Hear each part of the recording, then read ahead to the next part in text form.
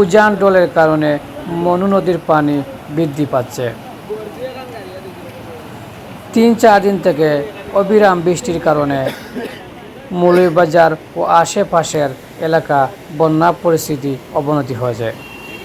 অনেক বাড়িঘর পানির নিচে চলে গেছে। অনেক জায়গায় নদীর বাঁধ ভেঙে পানি ঢুকছে।